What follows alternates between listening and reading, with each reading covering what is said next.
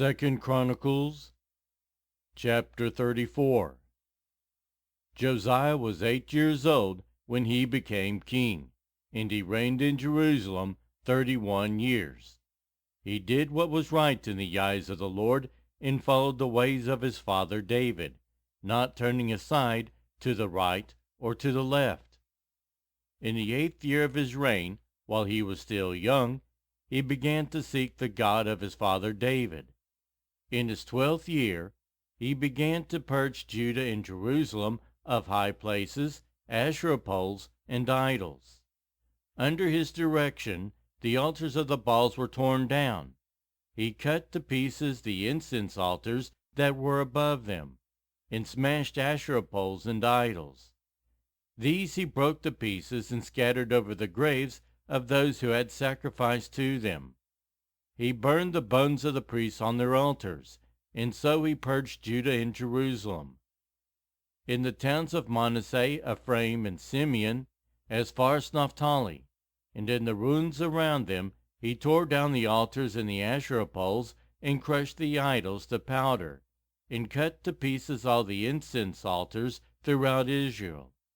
Then he went back to Jerusalem. In the 18th year of Josiah's reign, to purify the land and the temple, he sent Shaphan son of Azaliah and Mosiah the ruler of the city, with Joah the son of Joahaz the recorder, to repair the temple of the Lord his God. They went to Hilkiah the high priest, and gave him money that had been brought into the temple of God, which the Levites who were the gatekeepers had collected from the people of Manasseh, Ephraim, and the entire remnant of Israel, and from all the people of Judah and Benjamin, and the inhabitants of Jerusalem. Then they entrusted it to the men appointed to supervise the work on the Lord's temple. These men paid the workers who repaired and restored the temple.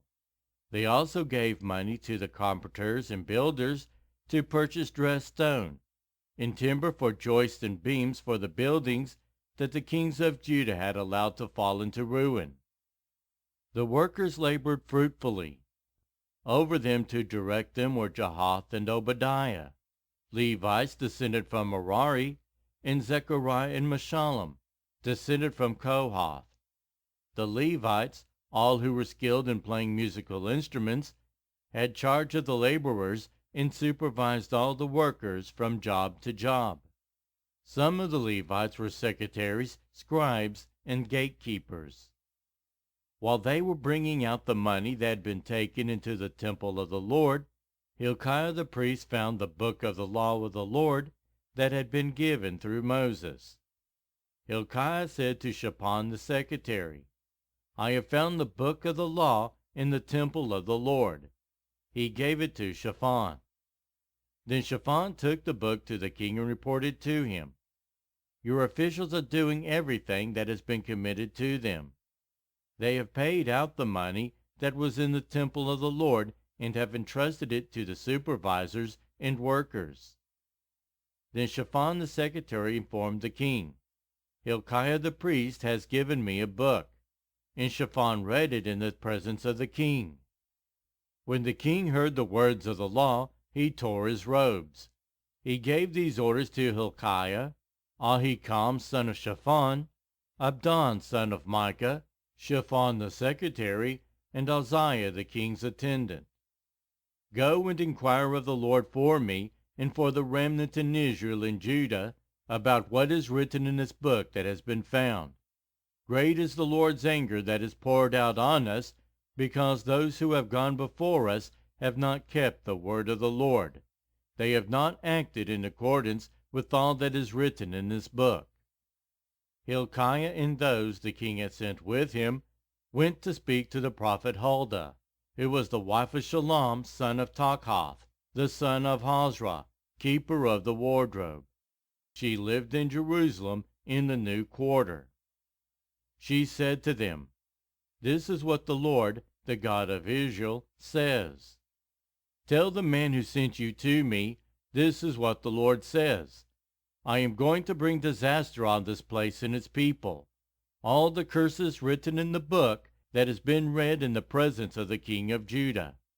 Because they have forsaken me and burned incense to other gods, and aroused my anger by all that their hands have made, my anger will be poured out on this place and will not be quenched. Tell the king of Judah, who sent you to inquire of the Lord, this is what the Lord, the God of Israel, says concerning the words you heard.